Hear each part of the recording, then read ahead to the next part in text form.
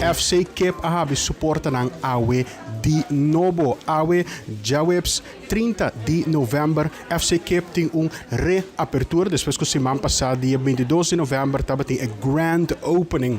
Pero maneira você por mira durante de nos reportagens semana passada, estava tem multitud de gente, miles e miles de gente a aglomerada em centrum de Rotterdam para por a visitar e proef e comida de FC Kip. Sin embargo, a multitud estava muito grande e management de FC Kip para tomar uma decisão rápido para temporalmente será o restaurante back dentro de semana ela abrir, remodelar, expandir e awe a abrir de novo.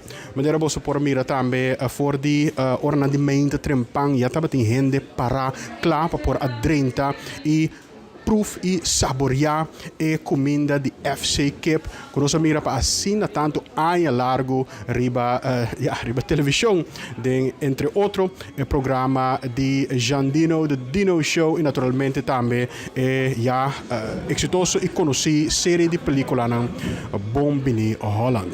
FC Kip suporta ng Ahabri back e abota met a bombini papasa sempre de vecindario de centrum de Rotterdam. Passa e proef e comida de FC Kip. Et abri.